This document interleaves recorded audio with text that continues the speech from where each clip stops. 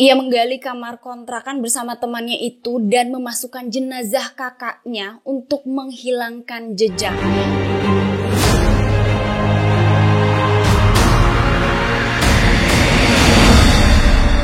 Assalamualaikum warahmatullahi wabarakatuh. Hai, halo. Terima kasih kamu udah klik video ini.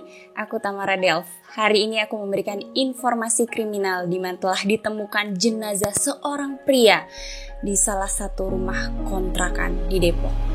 Inilah misteri lubang kontrakan Depok. Kita masuk ke profil korban dan juga pelaku. Korbannya bernama Dedi, berusia sekitar 30 tahunan.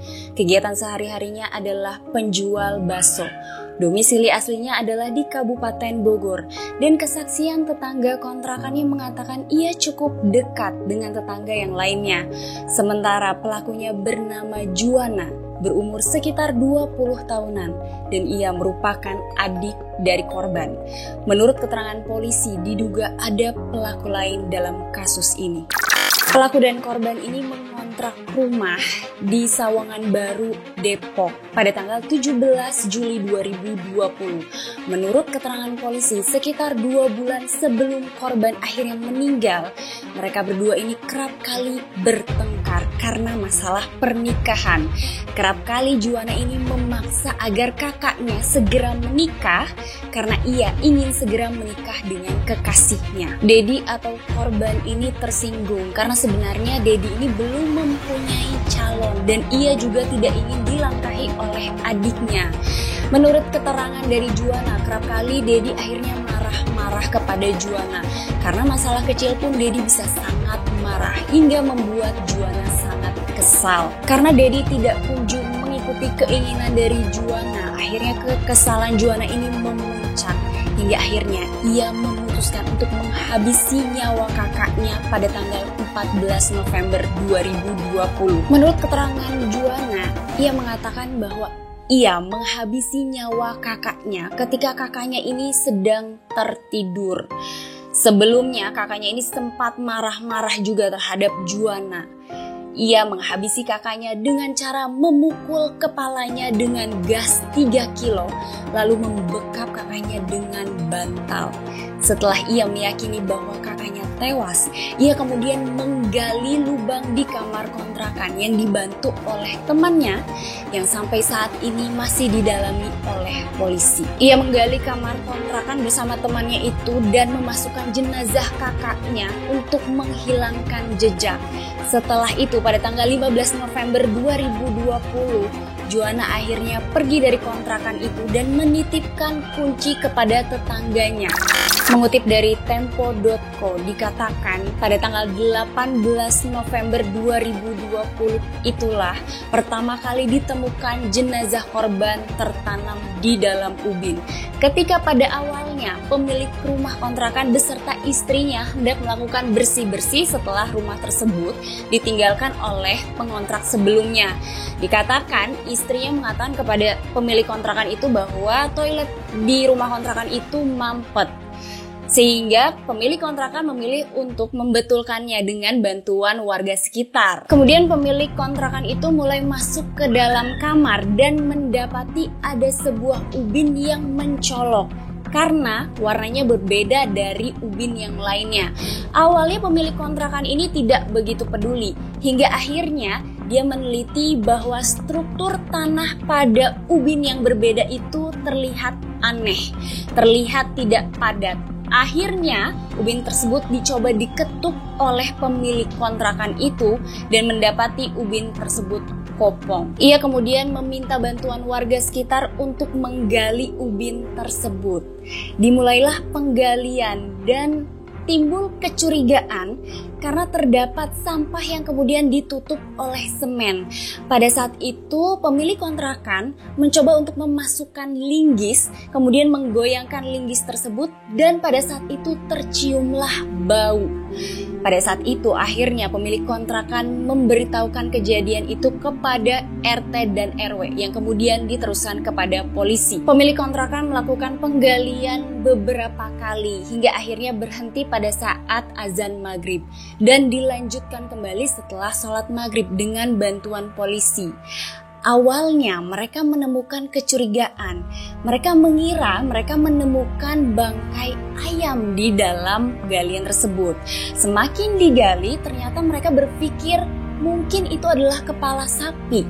Dan lama-kelamaan, sekitar lebih dari 3 jam menggali dengan ukuran 1,5 meter, akhirnya mereka menemukan sesosok jenazah pria lengkap menggunakan pakaian terkubur di dalam lubang. Hasil penggalian oleh polisi dan menurut hasil investigasi dikatakan bahwa korban ini tewas dengan hal yang tidak biasa karena ditemukan memar dan giginya juga rontok. Sehingga polisi terus menggali kasus ini dan menanyakan informasi dari tetangga-tetangga dan juga saksi-saksi terkait. Akhirnya, dari keterangan saksi dan juga dari sidik jari yang ditemukan, diidentifikasi korban adalah Dedi. Pada saat itu, polisi berkesimpulan bahwa tersangka pelaku diduga adalah adik korban karena pada saat itu adik korban tidak berada di sana. Kurang dari 24 jam akhirnya polisi bisa menemukan Juwana atau tersangka pelaku pembunuhan terhadap Dedi di kawasan Gunung Pongkor, Kabupaten Bogor. Pada saat itu ia mengakui telah membunuh Dedi. Dan ada hal yang lebih mengagetkan lagi. Dari keterangan polisi dikatakan bahwa Juwana ini telah melakukan pembunuhan berantai.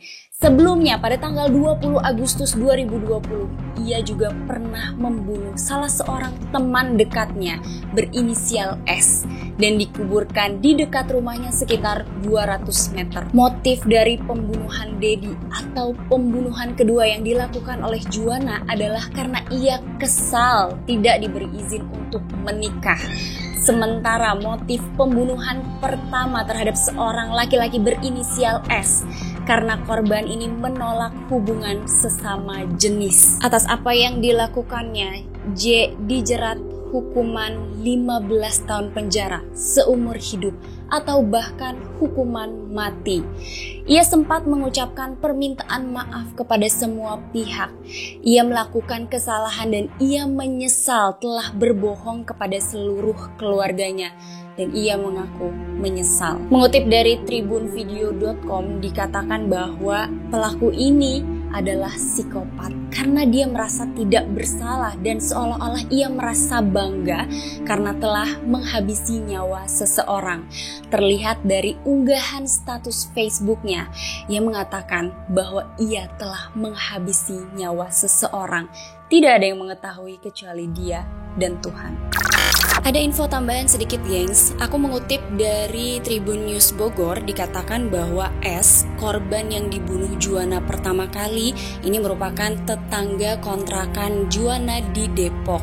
Ia memang sangat dekat dengan Juwana dan juga Dedi. Dikatakan Juwana nekat membunuh S karena S ini memaksa Juwana melakukan hubungan sesama jenis. S akhirnya dihabisi nyawanya di Bogor, kemudian jenazahnya dikuburkan sekitar 200 meter dari rumah keluarga Juwana. Dikatakan pada saat polisi mengetahui ada jenazah di dalam keramik, keluarga dari S ini sempat mengira bahwa itu adalah jenazah dari S. Ternyata mereka kaget ketika mengetahui bahwa jenazah tersebut adalah jenazah Dedi, sementara jenazah S berada di Bogor. Sementara pada waktu itu keluarga dari S sempat mencari sampai ke Bogor, bahkan Juwana ini membantu keluarga S mencari S pada saat itu. Maka daripada itulah Juwana mengaku kepada keluarga S merasa bersalah telah berbohong dan menutupi apa yang telah ia lakukan. Nah gengs, menurut aku setiap kejadian itu pasti ada hikmah dan pelajaran yang harus diambil. Begitupun dengan kasus ini. Jadi kalau menurut aku sih tetap aja antara kakak dan adik itu harus bertutur kata yang baik. Harus tetap saling menghormati dan menghargai. Karena kalau kita lihat dari kasus ini, masalah awalnya adalah karena minta izin. Entah karena bahasa atau entah karena memang si kakaknya ini tidak mau dilangkahi. Apa sih gengs sebenarnya alasan kakak ini gak mau dilangkahi menikah sama adiknya? Kalian coba yang tahu boleh komen di bawah sini. Dan kalau menurut aku ya sebenarnya sih gak ada masalah loh kakak mau dilampahi nikah sama adek. Toh kan jodoh, rezeki, matinya seseorang itu sudah ditakdirkan sama Allah Subhanahu wa Ta'ala, ya kan? Nah, terima kasih kamu udah nonton info kriminal dari aku hari ini. Jangan lupa untuk support terus channel aku dengan klik subscribe, di like, dan juga dinyalakan lonceng notifikasinya.